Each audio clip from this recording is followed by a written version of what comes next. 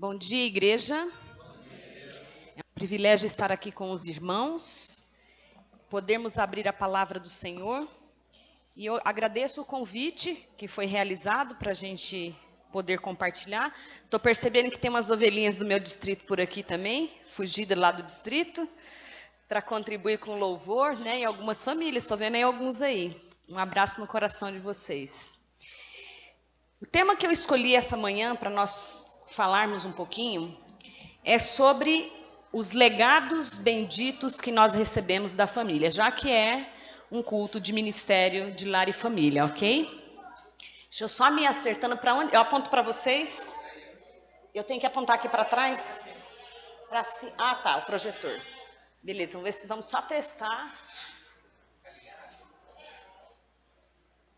Não, acho que ainda não está. Não, ainda não está projetando a imagem.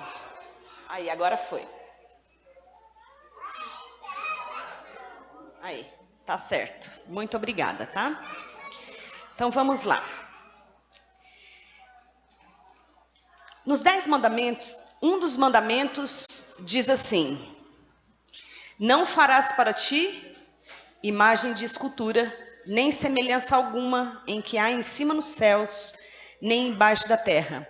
Não adorarás, nem lhes dará culto, porque eu sou o Senhor teu Deus, que visito a iniquidade dos pais nos filhos, até a 3ª e 4ª geração daqueles que me amam e guardam os meus mandamentos.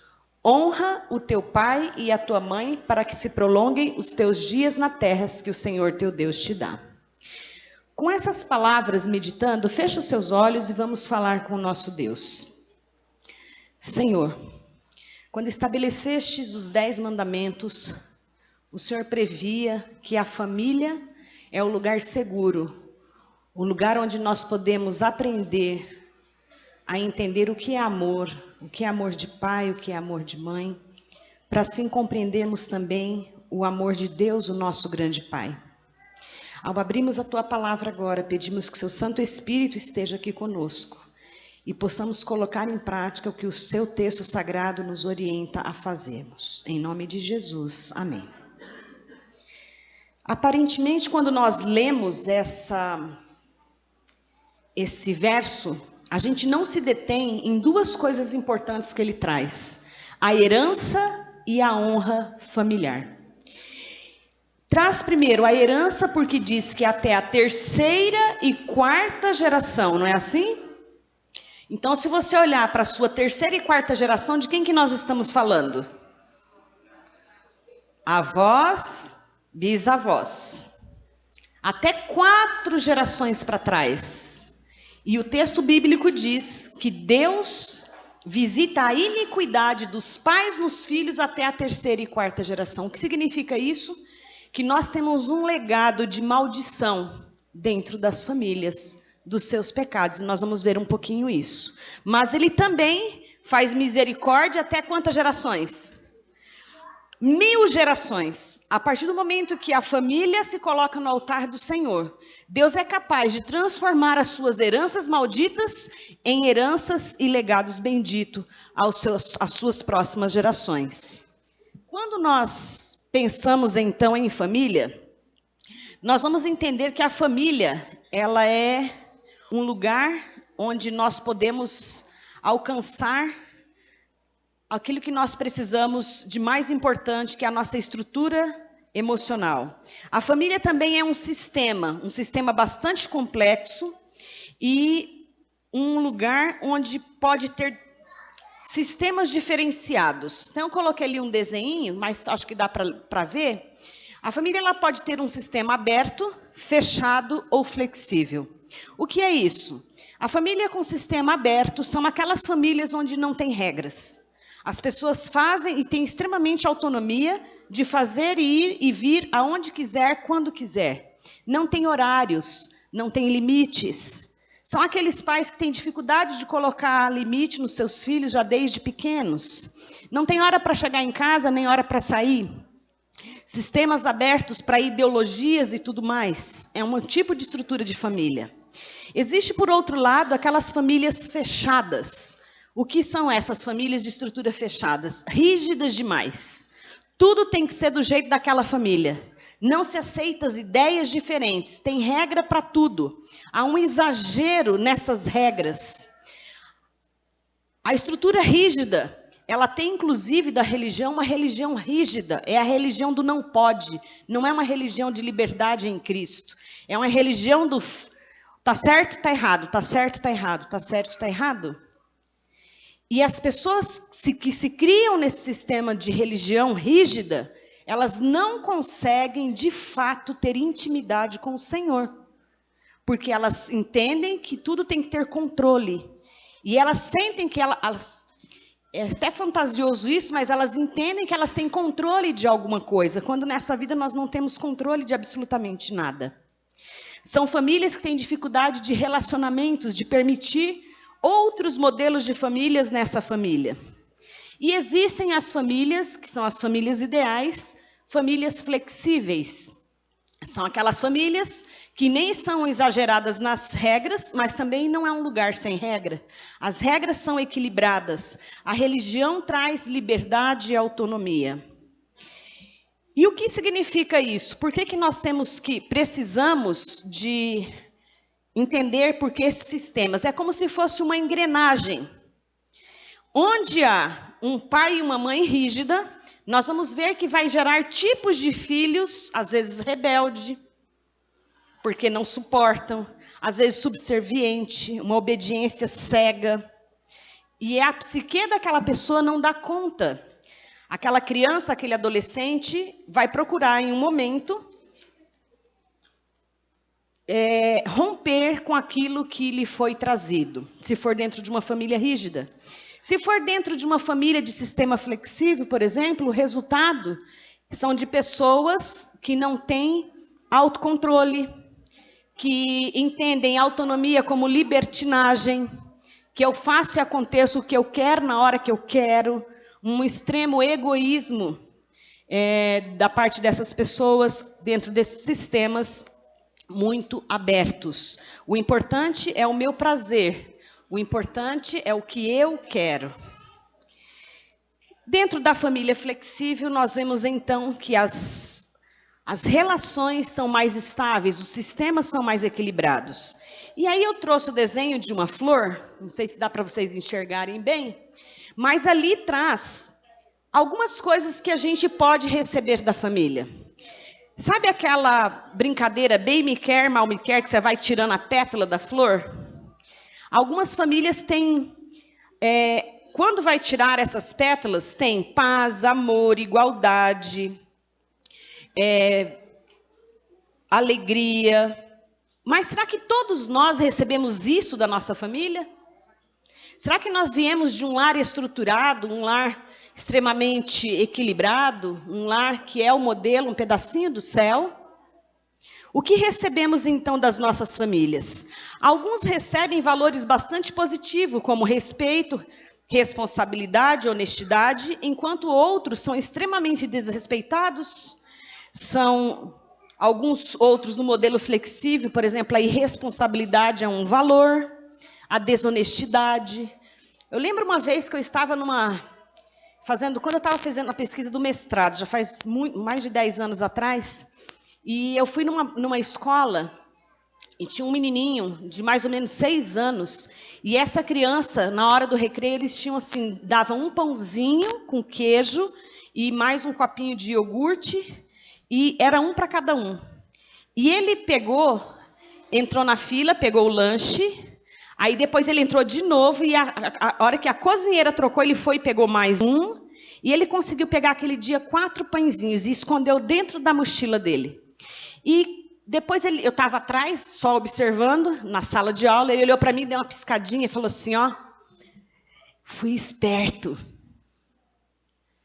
Para aquela criança, ela não tinha sido desonesta, ela tinha sido esperta. Quantos de nós somos criados, por exemplo, onde a desonestidade é um valor como esperteza?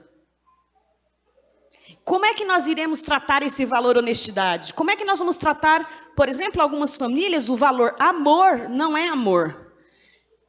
Cresce-se entendendo que amor É uma coisa de onde alguém massacra alguém. Então, dependendo da família onde nós viemos, os nossos valores são muito alterados. E para ajudar tudo isso, só a misericórdia de Deus mesmo para ter paciência, para Deus ter paciência conosco. Eu falei do sistema familiar. Então, nesse desenho, como vocês podem ver, a gente tem aqui no centro a família, e aqui a gente tem os outros sistemas em volta. Entre eles, o sistema familiar dos nossos parentes, que às vezes não se desgruda da família, e tem famílias que são tão aglutinadas que mesmo depois que as pessoas se casam, elas prestam dever aos seus pais e à família de origem. Os seus pais é quem controla essa família, inclusive financeiramente falando. A família, o casal se forma e depende ainda financeiramente dos pais. Ou emocionalmente, tudo, vai comprar uma blusa, vai tomar uma decisão, tem que ligar para o pai e para a mãe para pedir opinião. E algumas sogras e sogros se acham no direito de entrar na casa daquele casal e colocar as regras deles. E muitos casamentos acabam por causa disso. Filhas aglutinadas com as suas mães, filhos aglutinados com as suas mães, se casam, mas não se casam. Se casam, mas não cumprem a ordem que Deus diz, deixará pai e mãe e unir-se-á a sua mulher, tornando ambos uma só carne. Quando não há essa interrupção, esse desligamento emocional da família de origem, essas famílias são muito prejudicadas. Vou mostrar para vocês, eu trabalho na psicologia sistêmica e a gente trabalha muito com o genograma, que é esse desenho que vocês estão vendo. O genograma ele é utilizado para a gente avaliar herança genética de doenças dentro das famílias. Por exemplo, naquela família pode ter um padrão de pessoas com câncer e você vê isso se repetindo de geração em geração. Pode ter um padrão de pessoas com problema de diabetes, pode ter um padrão, aí você fala, mas então as doenças a gente herda, não tem o que fazer? O que é herança? Mesmo quem tem uma herança genética para câncer ou qualquer outra doença, ela precisa de algo chamado meio, o estímulo pelo qual aquilo vai ser o gatilho para aquela doença desenvolver. Mudando o meio, nós mudamos a herança genética. Amém? Deus nos deu essa possibilidade. Não precisamos ficar refém. Eu estou dizendo de doenças que vocês conhecem. Mas existem também as doenças que são os padrões de funcionamento que as famílias têm. Por exemplo, se eu fui educada, eu vou dar um exemplo da minha família. Fui educada crescendo, escutando assim, as mulheres dessa família são muito fortes. As mulheres dessa família não se dobram facilmente. As mulheres dessa família não deixam homem mandar.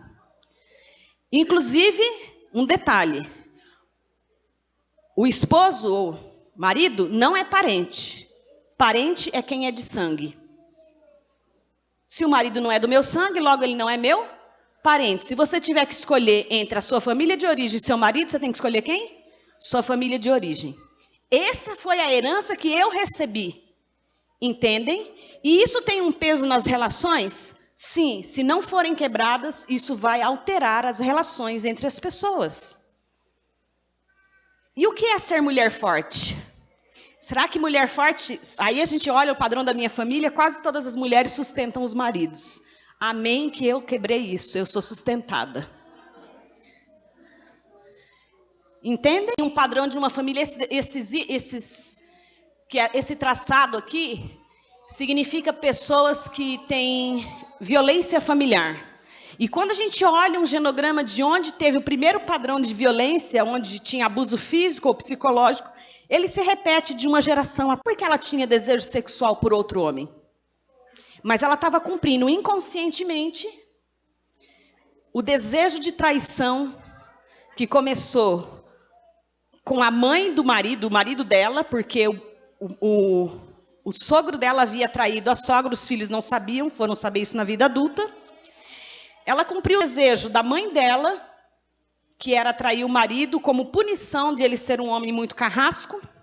E ela cumpriu o desejo de traição da sua avó materna, que também desejava trair o marido porque ele tinha a traído. Compreendem? E isso vai indo de uma geração a outra. Eu atendi já faz uns 3 anos um caso de uma adolescente. em que problema de roubo e mentira. Uma pessoa, filha de um deputado, sem necessidade de roubar e mentir. História.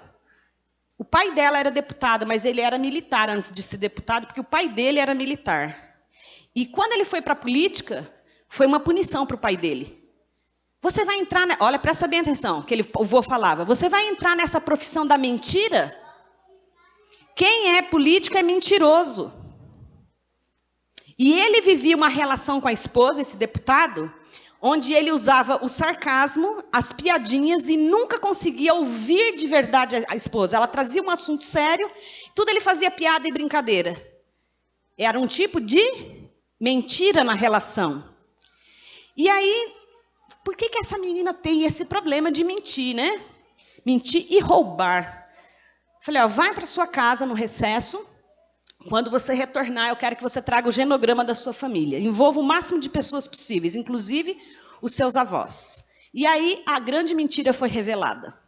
A avó paterna se casou, foi morar, saiu da região do Nordeste, foi morar em outra região, morar num sítio, e ela não tinha desejo de ter filho, só que ela engravidou e teve uma menina. E um dia, quando o esposo chegou em casa, ela estava com a bebê morta, roxa, no colo dela. E ela disse para ele, eu cheguei no quarto, ela estava virada, acho que ela se sufocou. E o esposo acreditou nessa história. A avó contou para a família, nunca tinha sido falada, eles fizeram um pacto entre eles, esse casal. Eles enterraram a criança no terreiro de casa, e o nome daquela criança foi dada para a próxima filha que nasceu. Essa filha ficou esquizofrênica, sem ter herança nenhuma genética para esquizofrenia. É óbvio, ela cumpriu o papel de quem? Da criança morta. Quando fez o genograma e a avó trouxe essa história, que tinha tido uma filha que tinha morrido, que estava no quintal, a família ficou em choque, porque ninguém sabia. E aí, a filha que era esquizofrênica, os sintomas diminuíram, não precisando mais de medicação após a revelação dessa mentira. Depois, o pai, era ano de política, ano de eleição, cancelou, não vou mais trabalhar com política. Não quis, porque era a profissão do quê? Que o pai dele dizia. A mentira foi revelada, portanto, não preciso mais de mentira. A comunicação do casal melhorou e a minha paciente, que estava aqui, deixou de mentir, de roubar. Vocês estão entendendo do que eu estou falando? O que é uma herança maldita? Segredos familiares, mitos familiares, destroem as famílias e conduzem as emoções e os comportamentos familiares sem que a pessoa tenha consciência do porquê ela age daquele jeito. Quer ver um comportamento que quase todo mundo acha que é normal para o brasileiro? Não é o brasileiro. E pode ter muito a ver com herança? Procrastinação. Tudo vai deixar para fazer para depois. E a pessoa se auto-boicota. E quando a gente vai pegar a história dela, a gente percebe que esse problema não tem nada a ver com procrastinação. Tem a ver com a herança, por exemplo, de não se poder ter sucesso. Porque ninguém da minha família teve.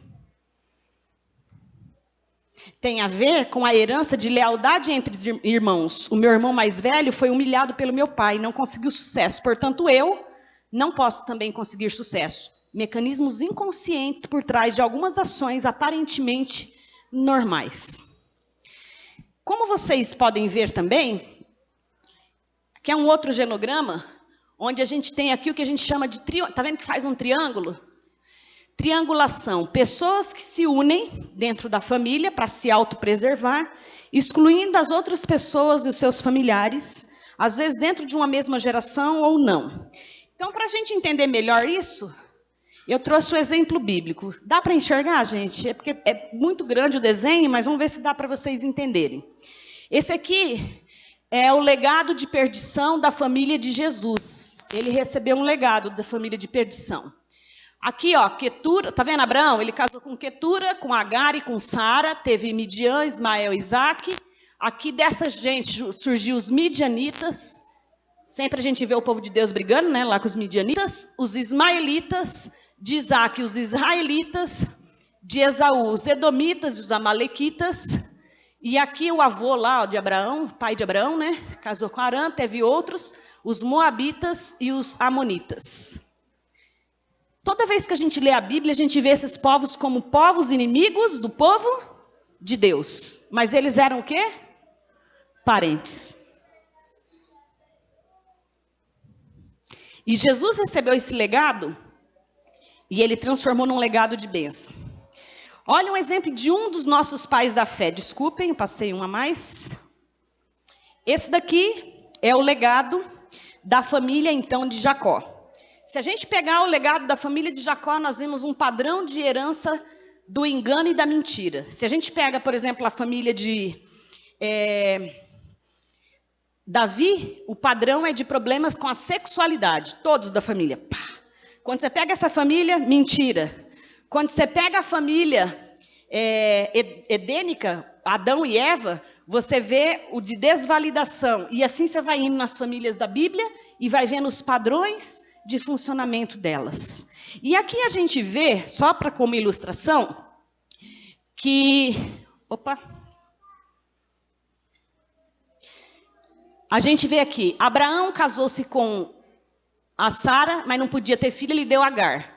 Ele se triangulou com ela, fazendo aqui Ismael, ela. Aqui houve uma outra triangulação de Abraão, Sara e Isaac. Ele era casado com Agar, casado com Sara, casado com Quetura. Teve esse tanto de filho, mas ele não era casado com nenhuma das três. Emocionalmente falando, ele não era casado com nenhuma das três. Por quê? Porque ele lembra que Isaac ele era o que ocupava o coração dele, era o mais importante. Filho não pode ter lugar de maior importância do que o cônjuge. Portanto, ele não era casado com Sara. Ele pegou o Ismael e fez o quê com a Agar? Mandou para o deserto. Deus permitiu, mas a gente vê que ele não tinha uma profundamente intimidade naquele relacionamento. E a outra, então, a gente quase nem ouve falar na Bíblia, né? A Quetura, certo? E ele teve, olha os padrões. Ismael teve 12 filhos. Isaac casa-se com Rebeca, certo? E aqui nós vemos depois um dos filhos dele aqui, Esaú e Jacó. E Esaú tem quantos filhos? E Jacó tem quantos filhos? 12, 12 e 12. Coincidência? Depois nós vemos aqui que Naor, que também era da parentela deles, casou com Milca, tá, teve esses filhos, teve esse chamado Betuel, e que vem aqui a sua esposa. E a gente vê aqui nessa história, quando Jacó vai o pai pede para buscar uma esposa para ele, que quem coordenou a história foi Labão e não Betuel. Mas quem era o chefe da família era quem? Só que quem que fez toda a negociação? Labão. Isso significa que Betuel é um homem, aqueles bananão, sabe? Que um filho tem que tomar o lugar dele e fazer o papel de pai, porque ele não faz o papel. E foi isso que aconteceu. Labão negociou tudo. E Rebeca, coitada, era uma adolescente ainda, moça. Eles colocaram na mão dela assim, então você decide, vai casar, você que sabe se você quer ir ou não. Como assim você que sabe? Naquela época quem escolhia era quem? Os pais. Mas eles colocaram na mão dela e ela foi, mas ela não se separou da família, por isso que ela levou um ídolo, lembra? E colocou lá na barraca. Ela não tinha separado da família. E essa pessoa, né, ela vem aqui, a Rebeca, se casa então, e o seu esposo, quando a Bíblia você pega lá, quando ela chega, que ela descobre, todo mundo acha essa história linda, da Rebeca, as meninas ficam, uau, que linda, ela tira o véu, aquele encantamento, para onde que ele leva ela? De quem? Oh, ele não tinha a barraca dele? Tinha, mas ele ficava onde? Na barraca da mãe? Morta. E a Bíblia diz assim, ele teve relação com ela e aquilo apaziguou o coração dele em relação à morte da mãe. Ou seja, Rebeca foi um tamponamento de uma emoção de um filho que não tinha se desligado emocionalmente de uma mãe morta. E todas as mulheres logo tinham filho e ela demora para ter filho. Tanto é que um dia ele faz oração para pedir filho. E quando ele faz a oração para pedir filho, que é muito... Opa, desculpem. Que ele faz oração para ter filho. Quando ela tem filho, a Bíblia diz que os gêmeos se mexeram na barriga e ela achou ruim. Gravidez indesejada. Entre Jacó, entre os dois irmãos. E ali nasceu de novo uma grande cisão. Só dei um flashback, depois isso aí vocês podem pesquisar mais na Bíblia. Mas o que isso significa para as relações familiares? O que a maioria de nós leva para um relacionamento não é a plenitude, as coisas boas que nós aprendemos e herdamos dos nossos pais. Geralmente a gente leva a nossa carência, que está implicada na ausência de alguma coisa que está dentro de nós. A carência é uma força poderosa capaz de criar ilusões. Ninguém pode realmente entrar dentro de você, ir lá e substituir a pecinha que está faltando. Mas quando a gente casa, a gente tem... Tanto que as pessoas fazem assim, eu quero casar tanto com uma pessoa que me faça feliz. Aí a gente escutou tanto na igreja que não pode falar isso. A gente tem que dizer, eu vou casar para fazer o outro feliz. Mas na prática é assim? A gente fica o tempo todo empenhado em fazer o nosso cônjuge feliz? Na verdade, emocionalmente, a gente deseja que ele faz o quê? Ele nos preencha naquilo que faltou dos nossos pais, as nossas feridas de infância. Famílias têm lealdades invisíveis. E por isso que, homens e mulheres, se você tentar brigar com seu cônjuge por causa da família dele, nem entre nesse campo de batalha que você vai perder. Vai perder. Ou você se alia à família do seu marido, alia-se à família da sua esposa, ou vocês vão ter sérios problemas. Porque a lealdade, ela é invisível, inclusive para a própria pessoa, ela não percebe, é inconsciente. E os seus comportamentos vão fazer existir essas lealdades. As triangulações, elas podem ser protetivas. Por exemplo, mães que sentem necessidade de proteger os seus filhos do próprio marido. Porque ele é grosso, porque ele é carrasco, porque ele fala não sei de que jeito, porque isso. Então, sempre quando o marido vai fazer uma coisa, ela entra na frente para proteger a cria. Isso é uma forma de triangulação. Aí ela se detém tanto em proteger o filho, que a relação de casada começa a ruir. Começa a ficar mal. Essa pessoa não tem mais admiração, tanto que o casal era maravilhoso antes de ter filho. Depois que teve filho, mudou tudo na minha casa. Porque agora eu preciso proteger a minha cria. E é necessário aprender a deixar que o pai resolva o problema com o filho e a mãe, quando é ela que está resolvendo, resolva o problema com os filhos. Pode ter também o que nós chamamos de exclusões conjugais disfuncionais. Quando há triangulação de uma mãe com um filho ou dois filhos, quem vai ficar de fora? O marido, ele vai se sentir um intruso. Ele tenta entrar naquele esquema lá, mas sempre ele é colocado de fora. Ele não é incluído emocionalmente. E alguns maridos se sentem, de fato, sem poder, desvalidados, não amados. Porque eu estou dizendo das mulheres, mas pode acontecer também que o homem faça essa triangulação com seus filhos, mas é mais raro. Um outro são as aglutinações, que é aquela família extensa, todo mundo, ai, nossa família é tão unida. Gente, a gente comprou uma casa no mesmo terreno dos nossos pais, porque a gente se ama muito. A nossa família, a gente sempre está junto em tudo, não importa o que aconteça. Isso não é união, isso é aglutinação. E a aglutinação faz mal, traz doença. Precisamos confiar no que a Bíblia diz. Casou? Tchau, mamãe, tchau, papai. Vou construir minha vida com essa família agora. Entendem? Enquanto estamos aglutinados com a família de origem, a gente não está casado. Está igual o marido da Rebeca, que foi para a barraca da mãe, entendeu? E ela que levou o santo lá, o ídolo, junto, porque era uma coisa de presa à família anterior. Duas pessoas casadas com a família de origem. Então, como é que nós podemos trabalhar para ser diferente? O mesmo mandamento que diz que Deus visita a maldade dos filhos e essas heranças malditas, é o mesmo Deus que diz lá assim: honra o teu pai e a tua mãe, para que prolongue os seus dias na terra que o Senhor teu Deus te dá. Pessoas leais à família anterior, pessoas aglutinadas à família anterior, usam isso aqui. Não, mas eu preciso honrar meu pai e minha mãe. Então, o que é honra? Será que é isso que a Bíblia está mandando a gente fazer? Honrar aos pais envolve adotar um princípio de conduta pessoal de dignidade, numa postura que doa respeito, amor, perdão, consideração, reconhecimento pela posição importante dos pais que eles ocupam. Mas como a gente precisa honrar os pais? As Escrituras, então, destacam a honra como uma postura requerida dos filhos. E lá em Efésios 6, 2-3, também continua, para que tudo que te corra bem e tenhas longa vida sobre a terra. Ou seja, quem não honra pai e mãe não recebe a bênção da longevidade. Quem honra pai e mãe recebe a bênção da longevidade. Mas como é que é o ciclo de honra que devemos dar aos pais?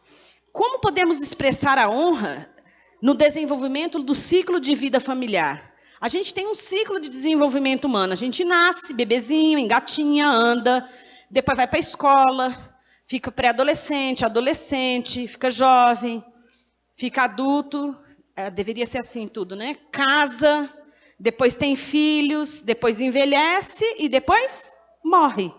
Esses são os ciclos vitais, mas as pessoas atropelam, né? Às vezes está na pré-adolescência, tem filho, depois casa, depois... E isso começa a bagunçar as famílias.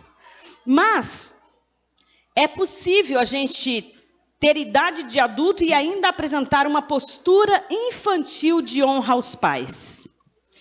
Isso é muito sério.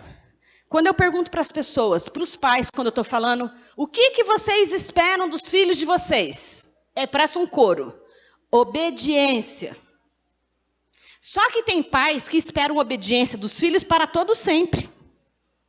Do seu nascimento até a sua morte. E isso não é correto. Por quê? Porque senão a gente prende os filhos na postura, no papel infantilizado para a vida e não os permite ser maduro. E aí alguns filhos têm absoluta, então qual é a primeira fase de honra aos pais? É aquela fase que está amamentando o bebezinho, coisa mais fofa, linda, que o bebezinho, nossa, só o cheiro da mãe, ele quer estar grudado, a fase simbiótica que a gente chama. Bebê e mãe está fusionado.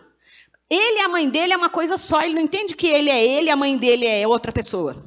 Ele e a mamãe, o tempo todo junto. Tanto é que quando a mãe sai da presença, os bebês choram. Porque é como se ele estivesse fazendo um processo de luto cada vez que a mãe fica longe dele. O que acontece? Quando a mãe sai de perto, eles se sentem inseguros e abandonados. No entanto, dependendo da autoestima e das carências dessa mãe, essa mãe poderá prolongar essa fase. Ela é tão carente, lembra a pecinha que faltou lá da família dela? O bebê vem e preenche, aí ela não quer deixar esse bebê crescer mais, porque aquilo apazigua o seu coração. Isso vai se estendendo de maneira inadequada. Obedecer aos pais é submeter-se ao estabelecido por eles, confiando que eles são pais maduros. E isso, eles sabem mais sobre a vida, porque eles são os adultos da casa. Agora não é mais a fase de bebê, de veneração. Agora é a fase do que os pais esperam. Obediência, a partir de 5 anos de idade. Obediência. Antes disso, a criança não adianta. Você tem que obedecer a mamãe. Gente, a criança não entende o que é isso, não. É muito você querer que uma criança de antes de 5 anos te obedeça. Você precisa o tempo todo estar falando para ela e corrigindo e protegendo. E lembra que ela está fusionada com você.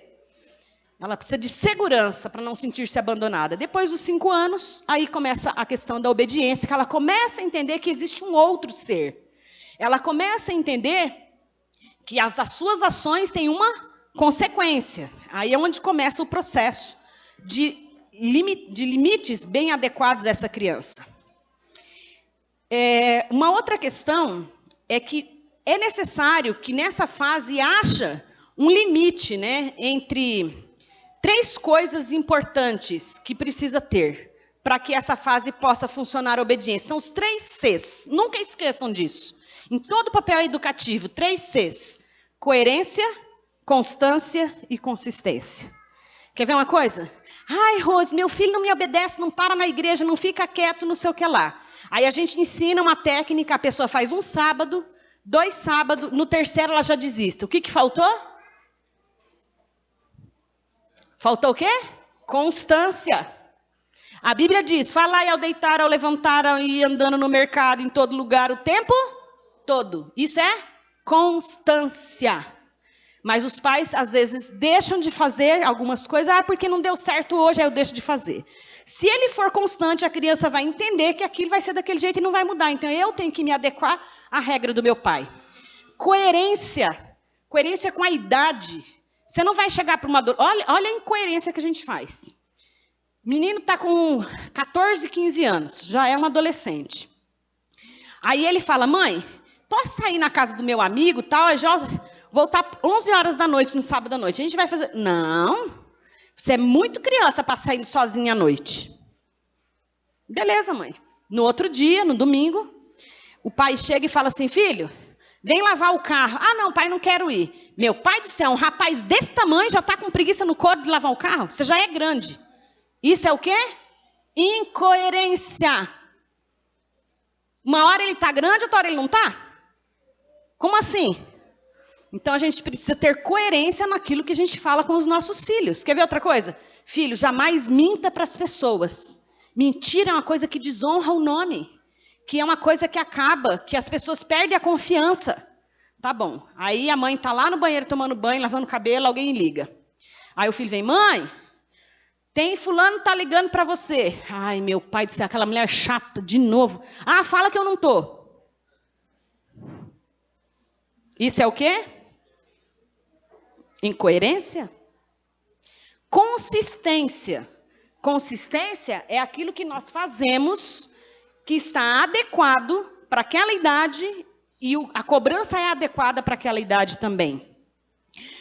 Então, a gente precisa entender que nessa fase da obediência, os pais são os grandes heróis para os seus filhos.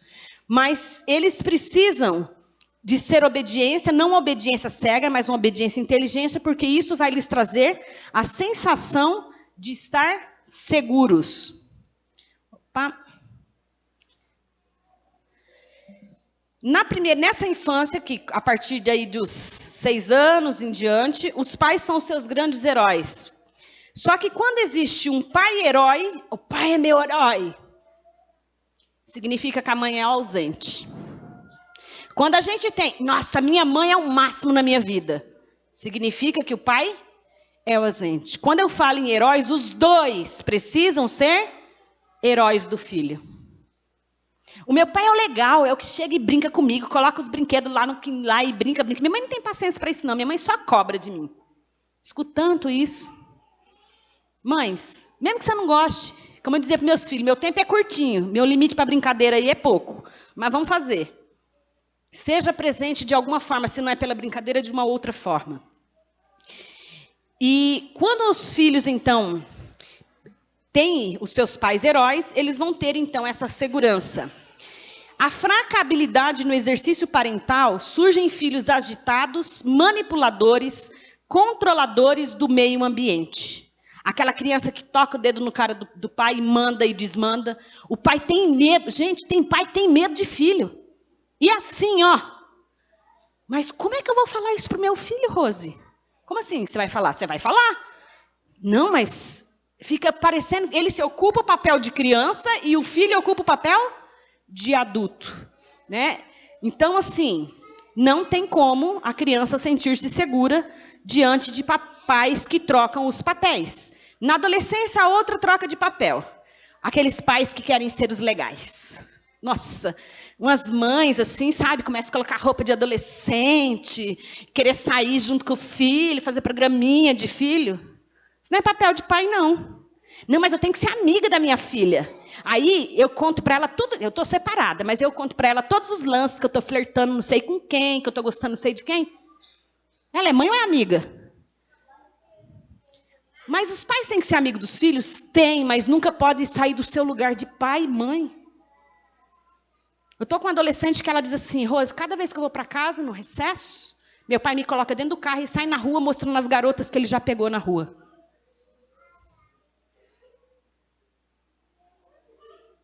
e eu dou conselho para ele. Essa não. Essa aí mais ou menos. Ó, conversei com aquela, pai, vazia. Entendem como que trocou o lugar? O pai no lugar da filha e a filha no lugar do pai. Não dá para trocar papéis. Quando se troca papéis, e tem uma coisa muito séria, pais. Sabe por que os filhos às vezes não contam que estão sofrendo? Porque não contam que estão sendo vítimas de abuso sexual ou outro abuso, ou de bullying para você, e conta para o psicólogo e não conta para você? Porque ele quer te proteger. Ele não quer que o pai sofra. Então o que ele faz? Não conta o que está sofrendo. E por que ele quer te proteger? Porque trocou de lugar, trocou de papel. Ele virou seu... Mesmo com, eu estou com uma criança de 6 anos de idade que está fazendo isso. Está sofrendo um monte de coisa na escola, não conta para a mãe. Chega no meu consultório e conta para mim. Mas por quê? Porque ele olha para a mãe e ele vê a mãe sendo vítima do pai. Como é que eu vou levar mais problema ainda para minha mãe? Então eu sofro calada e não conto. Precisa ficar no lugar de pai para os filhos ficarem no lugar de filhos. Depois vem a fase da adolescência. A fase onde se fecha a identidade. Mas é o momento dos filhos serem infiéis a nós. E os pais não querem isso. Porque eles ainda estão na ideia que os filhos têm que ser, a fase anterior, obediente. A fase da veneração, as pessoas não sentem tanto da fase da veneração para a obediência, porque obedecer é uma coisa muito legal. Mas a fase da infidelidade do adolescente é muito doída para os pais. Por que os filhos precisam ser infiéis? E ao que eles devem ser infiéis? Eles vão avaliar todos os padrões e formas de funcionamento da família e vai dizer assim, isso eu quero levar para minha família, isso eu não quero. É o momento exato de quebrar e romper com os legados malditos, que os pais às vezes não percebem que estão passando. Só que aí, se eu fui criada, eu vou usar o meu exemplo de novo, ouvindo que as mulheres são fortes, essas mulheres dessa família aqui, ó, homem não manda não. Como é que eu vou quebrar isso? Como é que eu vou começar a namorar, por exemplo, com um rapaz que seja super bem sucedido, um rapaz que, quando a gente está conversando, ele predomina na conversa, porque eu vou levar esse rapaz para casa, como é que vai ser? Entendem? Eu preciso quebrar esse padrão, mas aí para quebrar esse padrão, eu tenho que quebrar o padrão com a minha família. E aí eu me sinto desleal, inconscientemente sou desleal aos valores que a minha família me trouxe. Os filhos nessa fase vão avaliar se foi consistente os valores que a sua família teve. Se foram coerentes, e aí eu vou assumir. Lembra porque eu falei que os 3 Cs são importantes? Porque se fez isso bem feito, o que os filhos vão fazer? Vou pegar esses valores e vou levar comigo. Agora, se não foi consistente, não foi coerente, o que o filho vai fazer? Rejeitar os valores da família, e é a fase da briga, né? Que entra muito em conflito com os pais e as mães. Mas a adolescência é um ensaio para a independência do deixar, ou os admirando como heróis. Mas não é isso que o filho precisa nesse momento. Ele precisa ser infiel a essa fusão e infantilização esperada pelos seus pais. Esse ensaio, qual caminho eu vou seguir? Para onde eu irei? O que eu vou fazer com a minha vida? Significa o desenvolvimento da autonomia do adolescente. E aí, os pais que não fizeram bem as etapas anteriores vão sofrer muito e não vão aceitar que os seus filhos não mais admirem, não mais os obedeçam, e entendem que isso, eles estão me desonrando, eles estão me desrespeitando. E qual é a postura, então, que deveria se ter entre fidelidade e infidelidade na adolescência? É uma necessidade, então, de quebrar os padrões anteriores e, principalmente, da dependência emocional infantilizada que os pais trazem. Nós chegamos à vida adulta muito fiéis aos padrões que os nossos pais nos deram. E aí nós assumimos aquilo que a gente... Agora saímos da adolescência e entramos na fase adulta. E muitas coisas que a gente deveria deixar dos nossos pais, a gente não deixa. Modelo de agir, forma de ser, nós pegamos mais aquilo que é disfuncional da família e trazemos conosco, e não aquilo que eles trouxeram de bom para nós. Os filhos, então, tendem a seguir um caminho sinalizado pelos pais. E Provérbios diz isso. Ensina a criança no caminho em que deve andar, e quando for velho, não se desviará dele. Ou seja, será fiel, mas se passar bem todas as fases preteridas e requeridas. Portanto, queridos, precisamos deixar o que nós chamamos de profecias malditas que nós recebemos dos nossos pais, heranças malditas, assim como Jesus recebeu da família dele, e podermos então ter uma vida melhor. Olhe só como algumas pessoas recebem algumas heranças através do poder da palavra. Deus criou o mundo pelo poder da sua palavra, tudo passou a existir. A palavra tem um poder tremendo, que a gente não tem noção do tamanho que é o poder da palavra. Por exemplo, o que eu escuto em consultório, tá? As preciosidades. O que os pais falam para os filhos. Você só me dá tristeza e preocupação. Você é irresponsável. Você não presta. Não gosto mais de você. Ninguém gosta de você. Deus não gosta de você ou do que você faz. Você vai para o inferno fazendo isso. Você não serve para nada. Você só dá despesa. Você não faz nada direito. Você é burro. Você é um desajeitado. Você é feio. Você não vai dar nada na vida. O que é crescer com essas profecias malditas?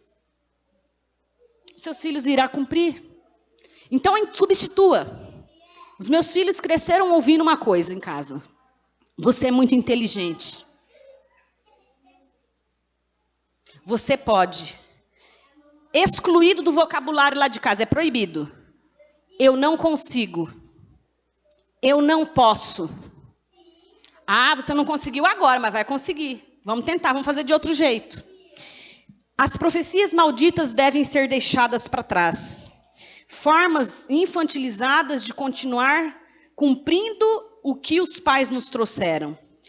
Precisamos, então, ter uma posição de infidelidade e traidor dessas profecias. Dessa forma, nós vamos honrar os nossos pais na vida adulta. E como é que nós fazemos isso? Mantendo o vínculo com os nossos pais, mas mesmo nós estando casados com a nossa família, e não deixar que pai e mãe nos sigam na nossa vida independente. Afetivamente, nós precisamos buscar uma autonomia de assumir as nossas próprias escolhas e responsabilidade por nossas consequências. Ser também adulto significa ser independente financeiramente. Não depender de pai e mãe constantemente, não digo numa tragédia que a família venha sofrer, a família pode se unir para se ajudar. Mas tem filhos que faz parte do orçamento dele receber determinada quantia dos seus pais. E a gente consegue ter o que nós chamamos de um ego maduro.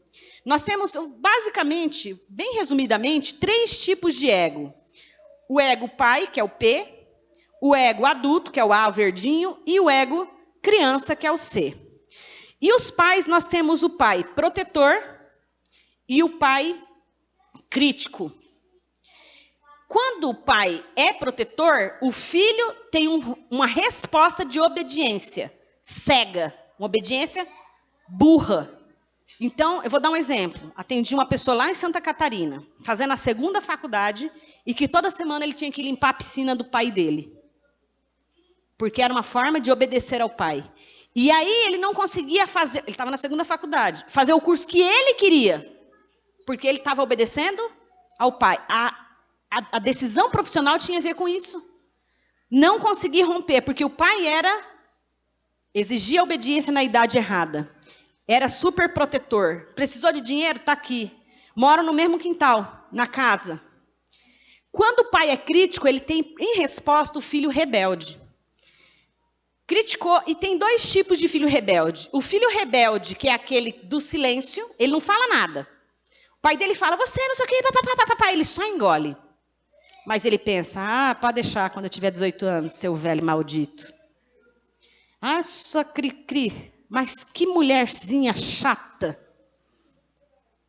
E às vezes ele usa o silêncio para punir os pais. O pai fala, responde ele. Menino, me responde, olha a falta de respeito. E ele, Filho rebelde. Quando você tem um filho rebelde, preste bem atenção, ouvidos grandes. Se o teu filho está com um comportamento rebelde, é porque você está sendo um pai crítico. Ok? Se você tem um filho que não anda, eu já escutei, Rose, meu filho já está com 25 anos e não é independente. Porque é um pai o quê? Super protetor. E o filho é o quê? Obediência cega. E a gente funciona nesses 3 egos o tempo todo. Quer ver? Tem uma reunião da igreja aqui. O primeiro ancião chega e fala assim: quem foi que deixou a torneira do tanque batismal e encheu aqui, ficou toda essa aguaceira, não sei o quê, não sei o quê. A pessoa que deixou, ela não vai receber isso numa boa, porque ele está falando de maneira crítica. Então a pessoa vai responder de maneira rebelde. Quando a gente funciona no ego crítico, mesmo entre os adultos, o outro adulto responde de maneira rebelde. Olha, fui eu, por quê? Qual o problema? Ou ele não fala nada e pensa, também não vou ser mais nada aqui nessa igreja, não vou fazer mais nada. Só sei receber crítica. Entendem? Quando a gente tem o que é a fala, a mesma situação, só que o pai sendo super protetor. O ancião chega, meu Deus, ô fulano, você deixou a torneira ligada, o que aconteceu? Foi contigo, o que aconteceu? Você está precisando de ajuda? O papai pode te ajudar? Eu posso te ajudar? O que está acontecendo? Você está muito desatencioso. Aí, a partir daquele dia, é tão gostoso quando a gente faz uma coisa errada e alguém faz assim com a gente, né? Amacia a gente. Aí, o que a gente responde? Numa outra situação, essa pessoa pode te pedir uma coisa irracional e você vai obedecer. Por quê? Porque ela teve um comportamento anterior de ser muito afável e benevolente com o teu erro. E fica super querida aquela pessoa, mas ela não te ajuda a crescer. E o ego maduro, como funciona? Fatos. Pensa assim, jornal. Fatos. Tá cheio de água aqui, transbordou. Gente, aconteceu alguma coisa aqui. A torneira ficou ligada, tal. O que a gente... Olha só. Não é quem foi quem fez. Quem é o culpado? Como é que a gente pode resolver o problema? Você não foca nas pessoas. Você foca onde? Na solução, em como resolver aquele problema. E esses 3 tipos de ego a gente pode levar para a nossa casa, para a nossa vida. Pais e mães, então, quando chegam na vida adulta, você pode honrar os seus pais, dizendo muito obrigado. Aqui eu vou ler a carta, para terminar, de uma pessoa que escreveu ao seu pai, depois que o pai não conseguia enxergar que ele estava adulto. Ele respondeu assim: pai, muito obrigado, você e a mãe, vocês fizeram um excelente trabalho. Me tornei uma pessoa capaz de me autogerenciar financeiramente e afetivamente. Agora eu posso liberar vocês da tarefa de responsabilidade de me cuidar, orientar e educar. Sigo como adulto honrando vocês pelo que fizeram ao me educar, por ser autônomo e responsável diante das minhas escolhas e posturas. Vocês podem se dedicar com o resultado do seu... Vocês podem se deliciar com o resultado do seu empenho de pais em todos os anos que fui criança e adolescente. Sei que não foram perfeitos, e perdoo aquilo que vocês não fizeram tão bem. E mesmo que eu escolha fazer algo diferente de vocês, eu vou seguir grato, amando, respeitando e considerando vocês como meus pais preciosos, lugar que terão sempre em meu coração. Esses filhos, o filho então que se torna um adulto, honrando aos seus pais, ele vai ter gratidão pelo que seus pais conseguiram fazer e vai conseguir perdoar aquilo que os pais fizeram de errado na sua trajetória. Se nós não fizermos isso, nós vamos transferir essas heranças para os nossos filhos, para os nossos amigos, para os nossos cônjuges. E como diz Provérbios, diz assim: como neve no verão ou chuva na colheita, assim é a honra é imprópria para o tolo. Como amarrar uma pedra na tiradeira, assim é prestar honra ao insensato. Tem pais que querem ser honrados, mas são insensatos e tolos. Não merecem a nossa honra. Então, por isso a gente precisa desonrar o pai, deixar pai e mãe sem a honra de maneira alguma. O que a gente precisa fazer? A gente precisa perdoar. E perdoar o quê? A palavra maldita que o nosso pai disse, o gesto autoritário, demasiadamente permissivo, a negligência, os maus tratos, a falta de afeto e até mesmo os afetos que nós não tivemos. E eu termino com essa passagem que diz assim: Ora, disse Jeová a Abraão: sai-te da tua terra, da tua parentela e da casa do teu pai, para a terra que te mostrarei, e farei de ti uma grande nação, e te abençoarei e te engrandecerei o teu nome. Sê tu uma bênção. Abençoarei os que te abençoarem e amaldiçoarei os que te amaldiçoarem. Por meio de ti serão benditas todas as famílias da terra. Essa é a promessa que Deus quer nos deixar. Ali vocês estão vendo meu esposo, a minha filha e meu filho. Essa é a minha maior preciosidade, é a minha família. E o que eu quero, no dia do casamento da minha filha, eu disse para ela, nós dissemos no sermão que foi feito para eles, nós estamos liberando vocês de todas as coisas ruins que fizemos com vocês. Nós queremos que vocês sigam o caminho de vocês, no formato de vocês. E vamos estar sempre que possível para apoiar quando vocês precisarem. Mas sigam e vão em frente. É isso que o nosso Deus quer. Pessoas maduras, famílias abençoadas, que tenham um legado bendito e não um legado maldito de uma geração para outra. Deus nos abençoe e nos guarde nessa manhã. Amém. Vamos ficar em pé e fazer oração?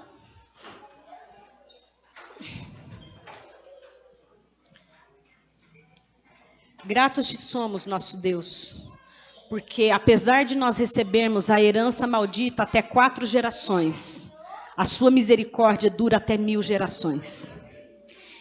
É confiando, Senhor, nessa promessa que nós queremos mudar a história da nossa vida. Queremos, a partir de nós, formar outras pessoas, outros lares mais funcionais, com menos problemas. E certamente, Senhor, quando as nossas famílias são equilibradas, amorosas, e vivem um pedacinho do céu aqui na terra, certamente a igreja também será uma bênção. Porque a igreja é a família estendida do céu, é a família maior.